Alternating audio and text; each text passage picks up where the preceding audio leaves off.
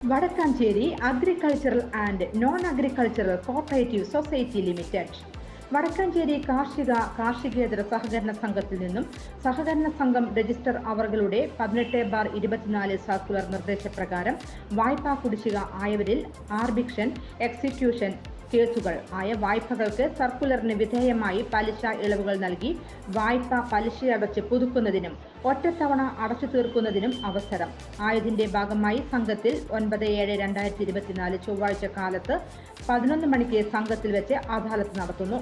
എല്ലാ മാന്യ ഇടപാടുകാരും ഈ അവസരം പരമാവധി പ്രയോജനപ്പെടുത്തുക. നമസ്കാരം, എനി ടൈം ന്യൂസിലേക്ക് സ്വാഗതം.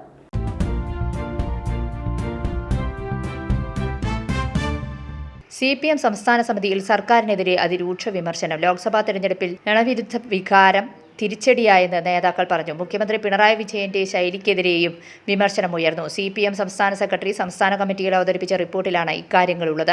ഭരണവിരുദ്ധ വികാരമല്ല തോൽവിക്ക് കാരണമെന്ന് തിരഞ്ഞെടുപ്പ് പരാജയത്തിന് പിന്നാലെ മുഖ്യമന്ത്രി പിണറായി വിജയൻ പറഞ്ഞിരുന്നു. എന്നാൽ മുഖ്യമന്ത്രിയും പാർട്ടിയും രണ്ട് തട്ടിലാണെന്ന് വ്യക്തമാക്കുന്ന പ്രതികരണങ്ങളാണ് പിന്നീടുണ്ടായത്.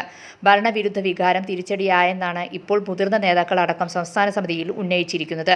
CPM-ഉം LDF-ഉം അഭിമാന നേട്ടമായി കണക്കാക്കിയിരുന്ന ക്ഷേമ പെൻഷൻ വിതരണം മുടങ്ങിയിരുന്നു. ഇത് അടക്കം LDF-ന്റെ തോൽവിക്ക് ആക്കം കൂട്ടിയെന്നാണ് സംസ്ഥാന സമിതിയിൽ ഉയർന്നു വന്നിരിക്കുന്ന മറ്റൊരു വിമർശനം.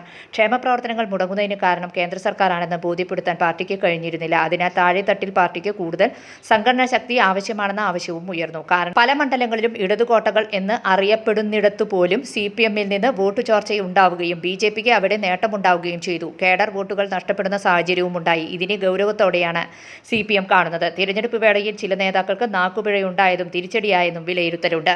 News desk any time news. കൂടുതൽ വാർത്തകൾക്ക് ഞങ്ങളുടെ ചാനൽ സബ്സ്ക്രൈബ് ചെയ്യുക, ഫേസ്ബുക്ക് ഫോളോ ചെയ്യുക. വാർത്തകൾ വേഗത്തിലറിയാൻ എനി ടൈം